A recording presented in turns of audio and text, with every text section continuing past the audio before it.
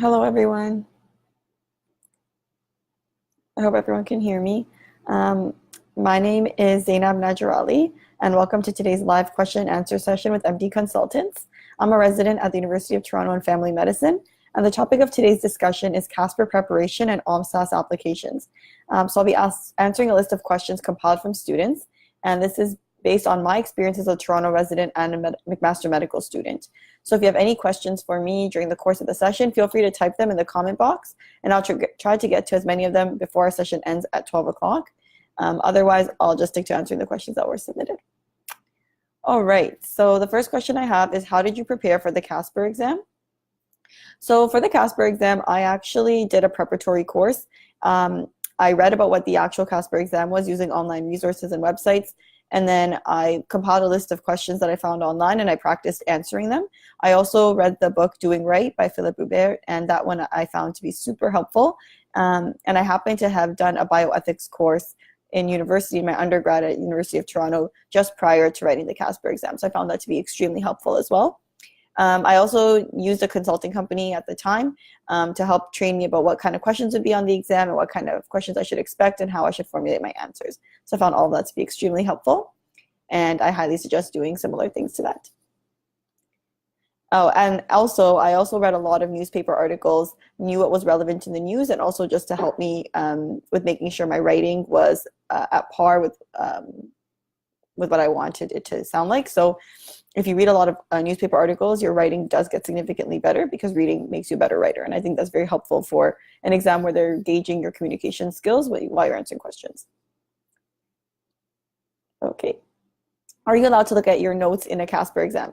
Yes, you are allowed, but it's very difficult to actually look through your notes because you have to type very fast. So I just had one sheet of paper that had key words about what I wanted to mention. So autonomy, beneficence, like different ethical terms that I wanted to hit on and the buzzwords that I wanted to use.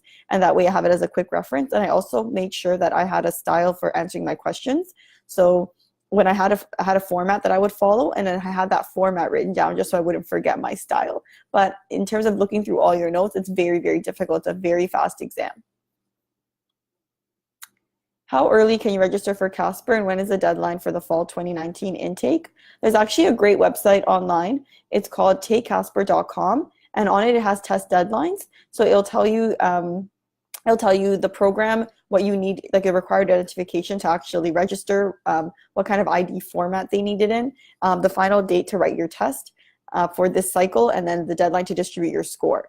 And it also tells you prices for each school and how much it is to distribute to each school. So I find it to be very helpful. So again, it's www.takecasper.com, and within it, it has all the test deadlines.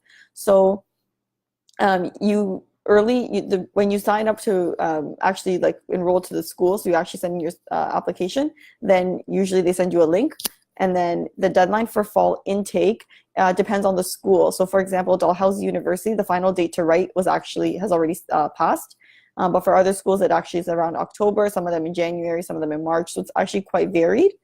So I would take a look at that website to see, based on what you're applying to, when your deadline is and when you can write and the last day for you to submit. Does anyone have any advice on how to prepare for CASPer? Are there any preparatory materials that one can use to practice? And are there any good courses to help with the preparation? So MD Consultants actually has great courses to prepare. What I would recommend is reaching out to our consulting company and getting in touch with an agent, and we can help you through the process. So explain to you what CASPer is, look at your answers, tell you what to change. And so I think that's very useful. I think there's also a lot of great online resources. CASPer is being widely used, and if you actually just Google CASPer, you'll find a ton of resources, a ton of practice questions, formats, and then a lot of information about the actual exam. So I think that's the most helpful. And then things like this kind of Q&A trying to orient you to what CASPer is would be super useful. And I think once you know what the exam is about, it's not a very difficult exam, it's just a very different exam. So just knowing what to expect is really the key. Any recommendations on how to prepare, what to expect, resources for CASPer and for the professional health sciences? I'm looking to apply to Western's PT program, which now requires CASPer. So just what I said before as well. So you have to know exactly what CASPer is. So it's an online screening tool, and it's designed to evaluate your personal and professional characteristics that would say that you're going to be a successful student and graduate. So they want to evaluate your personal characteristics. So how would you instead of just using standard interviews, reference letters, personal essays, they're saying those are not actually as effective. So they want to know how you respond to questions, the kind of depth you have, the kind of complexities you use when you answer questions. And they're not expecting extremely long answers, but they're expecting well thought out answers. So what they're trying to see is how you respond to problems and what kind of answers you produce when they're challenging you. And some of the questions are a little bit nuanced and they're a little bit different and not something you actually expect. So they expect you to think of something a little bit more deep and not so very superficial, and explain why you think the things that you think. So that's just a little bit background on what they're trying to look for. But really, they're trying to look for good, nice people who are reliable and obviously just aren't lying on this exam. So if you have good personal characteristics, then answering this would be quite easy. Preparatory materials you can use. So MD Consultants is a great resource. Obviously, I would say that, but there's also great resources online. So they have practice questions, like I mentioned. There's great books. So Doing Right is the great book, and then just reading up on bioethical issues that are happening right now, reading about healthcare issues that are happening right now, social justice issues, and you could use a lot of newspaper websites to do that. And they have great articles about what's going on in the world, and that can kind of orient you to for what to expect, how to write, like I mentioned, and then also reading a lot of opinion articles I found was very, very helpful because it gives you a good perspective on how to answer opinion-like questions, should you get them. If you're applying to Western's PT program, it's the same as if you're applying to McMaster's Medical School program. It's the same CASPer, so you would only write it one time for all the schools that you're applying to if you're applying to professional health sciences in Canada, so it'd be one exam. Do CASPer test dates fill up? So I was trying to find the answer to that question. I think they do, but I think just do it as soon as you know the date you want to write or around the date you want to write. You do it on your own computer, so make sure that you have a computer that works. There's a few things that you actually need to have. So a browser that's updated with Chrome or Firefox, and then good internet, a keyboard, of course, and then audio output, so speakers or headphones, because they will have videos to talk to, and then webcam is mandatory for all patients. I mean, mandatory for all applicants. So that's very important.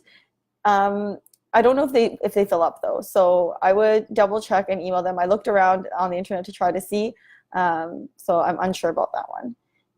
Number 7, does MAC give any flexibility in GPA calculations, like dropping credits or years, or is it just a CGPA? From my understanding, McMaster is just a CGPA. They don't make any accommodations for that. They do add a point if you have a master's or PhD. But there's no accommodation for your CGPA. They do a lot of leniency with the MCAT because they only take your the verbal reasoning score, which is now called the CARS. So because of that, they don't have any leniency in your actual GPA. Do they look down on you if you redo the exam more than once? No, so most schools actually, I think all schools don't actually look down on you if you redo a test, if you redo your MCAT or redo your CASPer. And lots of people I know applied to medical school one year, didn't get in, and then applied again. So not to worry if you have to redo a test because you didn't get the score you wanted, or you're applying for the second time, there's no penalization for that. Do you have to write CASPer on a specific date for each school, or do you just write one for all the schools you apply to? So yeah, like I mentioned, you only write one exam for all the schools you're applying to, and even if you're applying across disciplines, so if you're applying to physiotherapy and medicine, you could still write, or vet school, you could still write the same one exam for that application cycle because it's the same test. How much weight does McMaster put on the CASPer exam? Do they look down on it if you redo the exam more than once? I think I just answered that. Well, so the weight that they put on the CASPer exam is 1/3 GPA, 1/3 your MCAT, and 1/3 your CASPer. So it's very important for sure. Doing the CASPer is actually probably the easiest of them all. It's a one-day trial, and it's just you answering questions about what you truly believe and think, and how you think and feel about things, how you would respond in situations. And if you have had experiences with working with teams, working in difficult situations, and you prep for this exam, then it'll be probably the easiest part of your whole application compared to the MCAT and the GPA. So again, they don't look down on you if you do redo it more than once. Number 10, if I have a low GPA in the first year and second year, but got a 3.91 in my third and fourth year, Am I competitive in Canada? What are my chances of getting into an Ontario medical school? So the GPA is very important for getting into medical school, especially here and in the United States. What I would say is that if you have schools that have the leniency and do adjustments, those would be the most favorable for the application. Although many people, like some people do get in with lower GPAs, when the cumulative GPA. So if you have a 2.60 and then 3.91, the cumulative GPA will be reasonable. And so there's a chance, but it's a lower likelihood. And the statistics show that not as many people get into the schools with the cumulative GPA. I think Western has a lot of considerations, Ottawa, Toronto, and so those are the schools that you have a higher chance of getting in. And then if you have your higher MCAT and a good CASPer, then those augment your application as well, and good extracurriculars and reference letters and things like that. So it's a whole package deal, but the MCAT is definitely a significant part of the application process. I had one bad mark in my first year, and it took me a long time to build back my GPA. But I know a lot of people who had similar experiences. And just playing the school would be the best idea. So having a stronger application for the schools where your GPA looks higher would be my strategy. There's always a chance to get in, of course, though, so I would still try. But just keeping that in mind, the GPA is an important part of all of this. So your chances of getting into Ontario Medical School are still there, but just, again, pick the schools that make the GPA accommodations for you and focus on those applications a bit more would be my strategy.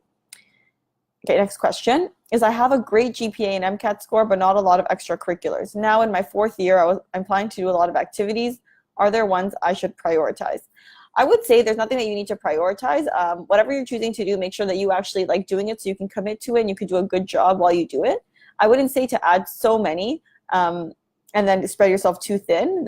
My best advice would be to stick to a few activities that you genuinely are interested in, you would want to talk about, and then that way that would like shape your leadership skills, your teamwork skills. That would make you a better candidate for working in teams, in groups, and then entering the medical profession. So research.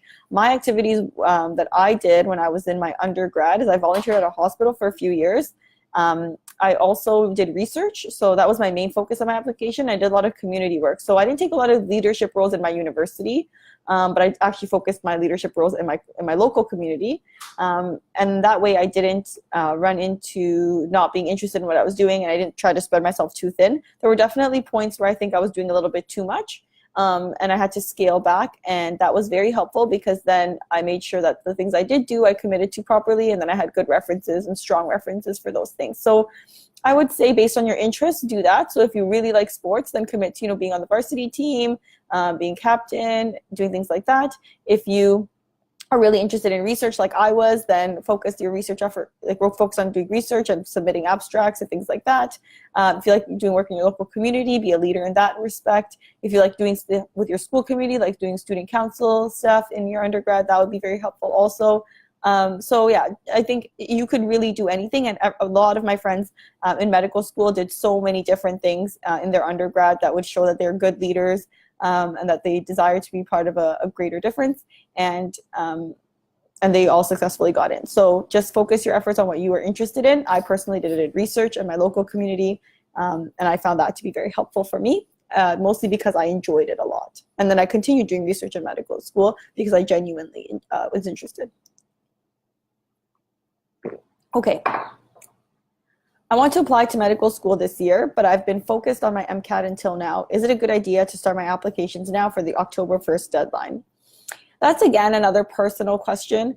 It depends how long it would take you to prepare all of your essays and get your references in order. So if you think that you have enough time to contact your references, make sure they submit their letters on time, write all your supplementary essays, have them edited and refined, and then have it all ready to go in a few weeks, I think it's reasonable. And if you are not doing like extra coursework during your undergrad right now, that's even more helpful. Having people around you who are good at editing and who would actually spend the time with you to make sure your application is pristine, I think would be the most effective way to go about the stricter timeline. I don't think it's too late to start an application. You definitely have 3.5 weeks, and if you start now, then there's no reason why you can't finish. But just remember that it does take a little bit of time, so that's just something to keep in mind.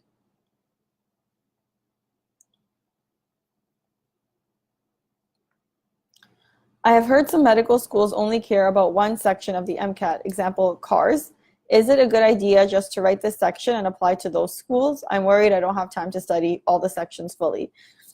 So I decided to write the full MCAT, and I think that I would say to write it, write the whole thing, only because only having the car section and going through the whole process of writing the MCAT is quite exhausting, and it does take quite a bit of studying, but then you have your options open for you. And should you need to write again, you've already familiarized yourself with those sections, so you kind of know what to expect and the kind of questions, the depth of information you need to know, and the level of expertise you need to reach while you're studying. So I would probably write my whole MCAT, just have my options open. If you're restricted to the schools you're going to apply to anyway, so you only really want to go to McMaster or something like that, then doing the car section only is fine. I know someone who did that, who was applying to medical school. There's nothing wrong with doing that, but it really limits how many schools you get to apply to. So that's just something to keep in mind. And if you don't have the time to apply, then you might as well just take the time when you do have time, then take the time to study and then apply. But again, if you think that you'll score really strongly in the car section and you just want to give it a go, there's no harm in that. It's just it's extra money, and so I would get my bang for my buck and do the whole exam. And I wanted to apply broadly, so I applied to Canada and the United States, so I would have needed all sections. So if you're willing to sacrifice how many places you can apply to, then I think, and the money required for the MCAT, then I think it's a reasonable thing to do. But that's a personal decision. I'm applying broadly to all Canadian medical schools, and the prospect of having to write multiple supplementary essays is daunting. What was your process to get organized, and did you have anyone help provide feedback in your writing? So my process to get organized was that I went to every single school that I was applying to, and I made a separate Word document with all of the questions that they're asking me. And then I started to work on the ones that took the least amount of time to make sure those were done. And those actually helped me build ideas to do the longer essays. So I would say the shorter applications, get those out of the way. Be organized in all your applications by having separate documents for each of the schools. And then anytime you have overlapping questions, use the other question, reformat it just a little bit to be specific and answer the question that you're being asked by the other school specifically, and then use those answers. And then when you have longer questions, use themes from the shorter ones to actually do that. And that was the same thing for when I was applying to CARMS, because I applied to 2 specialties, family and internal. And so I had a lot of different supplementary essays to do, and that's exactly what I did again. And I found it to be extremely helpful and very time effective.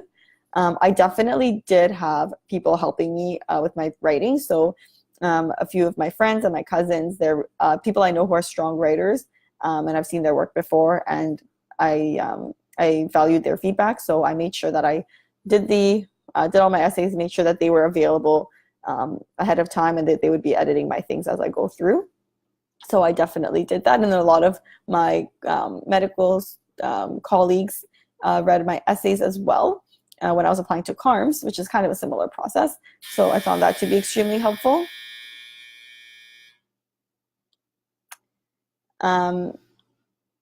And what else? Yeah, that was pretty much what I did.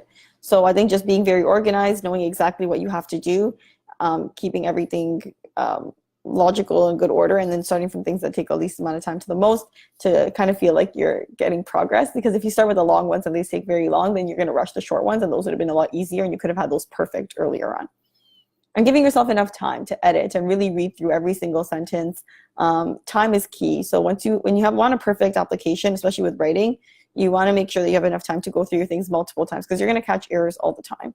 And then try to use content from other things. So obviously writing 10 new different essays is going to be very, very difficult. So try to have overlapping themes throughout, and then borrow from the other answers. In my autobiographical sketch, is it better to list out all my experiences or only highlight my top activities? Does quantity matter? So I think it's a fine balance. I wouldn't put anything there that you only did for one day unless it means a lot to you.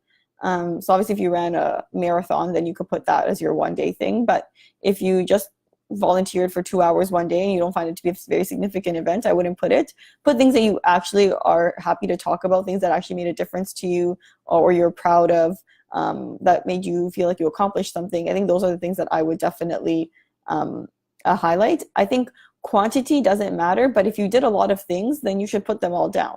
So you shouldn't feel intimidated by putting too many things, and you also shouldn't be pressured to put so many things that some of them aren't actually valid or important to you. So again, I think it's about hitting a good balance. If you only have one or two things, then it wouldn't hurt to add a few extra things, because you definitely want to have an average. So I think the average that everyone told me when I was applying was about 5 to 6 things for sure, and then anything extra would be great. So you want something from every category, or a few things from some of the categories. So you definitely don't want to have only stuff in one category.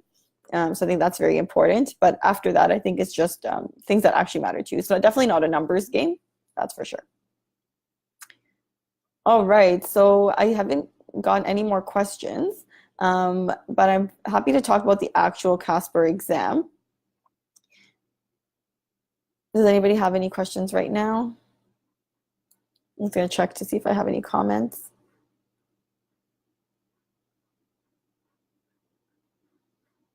Okay.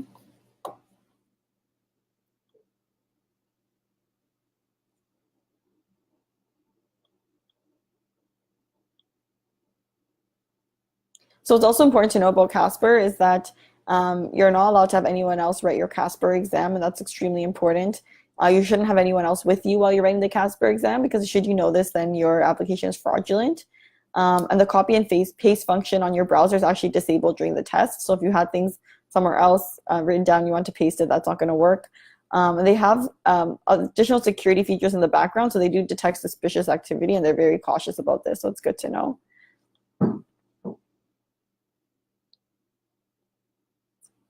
Another question that I've got before that I didn't get today, surprisingly, is that people ask if their spelling and grammar mistakes affect their score, and they don't. I've actually rated it in the past, and what really matters is the quality of your answer, not the length and not the spelling and grammar. So you just want to make sure that what you're writing is very genuine. You don't use very loose, superficial examples to back up your answers. And I think those are the most important things. So definitely don't try to make it extremely long. Just try to make a good condensed answer. That's the key, because people who are rating it all is very fast. So you just want to get your point across as clearly and concisely as possible. And there's 3 questions, so definitely answer all 3 of them, or however many questions there are after a video or after a prompt, answer them all. And then if you have extra time for that section, then you can go back and augment your answer. So I would try to make sure you answer everything. You don't get penalized if you don't finish, but then your score is obviously affected if you didn't answer the question. So people ask how long the CASPer test is. Usually you should plan for an hour and a half, because there's a little bit of an introduction, and then there's 65 minutes of questions, and there's an optional break as well. They say to register for the test at least 3 days before your preferred test date and time, to make sure your account gets verified and payment processing timelines are met. They don't recommend doing any last-minute bookings.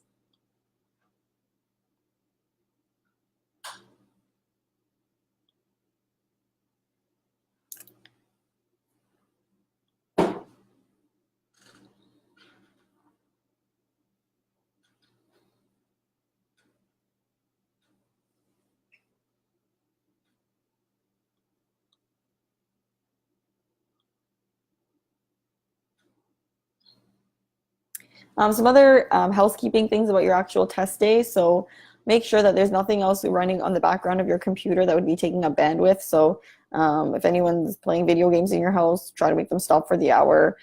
Any applications running in the background of your phone or your computer, you just want to have as good internet as possible. Typing faster is always an asset, because you can get more in, which is more answers in, which is helpful. Make sure that your computer is updated and restarted properly, and there's no apps that are going to pop up, because you don't want to be confused or flustered during it. And then make sure if you have an option to have a second browser option on your computer, so not just having Chrome, also having like Firefox, that's usually useful in case you run into last-minute problems.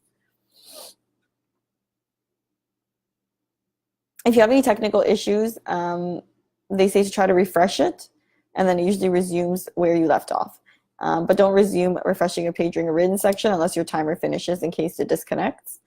So that's a bit of the FAQs from the CASPer website, which I find very useful. Again, the takecasper.com is a great website to answer a lot of the CASPer questions.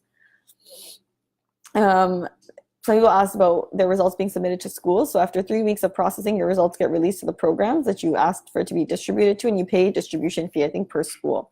So I think it's $40 to write and then $10 per distribution fee.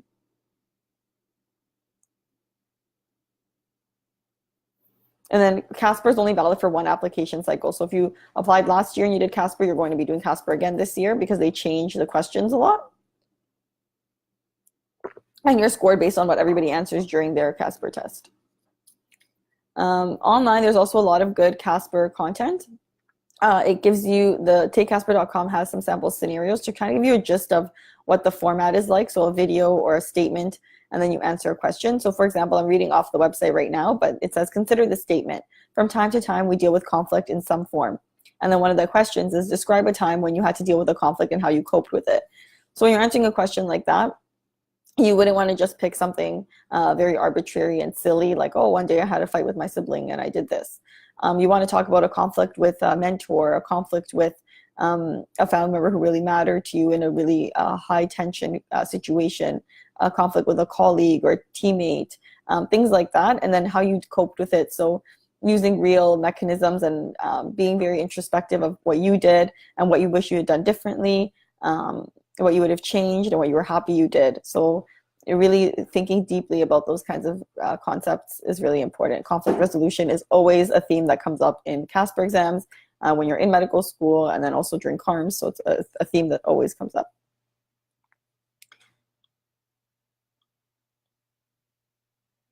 All right, if nobody has any other questions,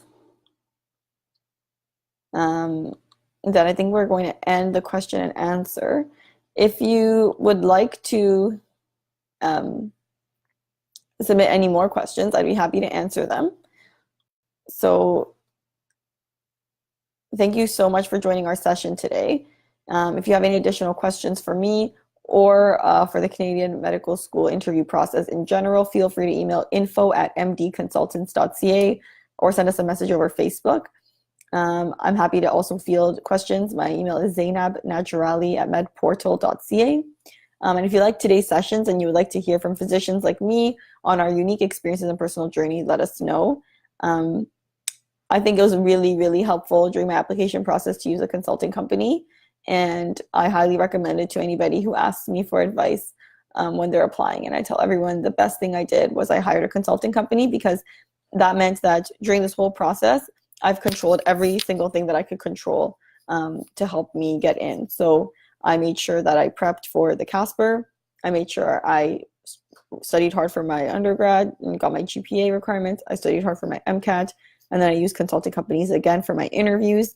And then I also used them for my autobiographical sketches and all of the supplementary essays.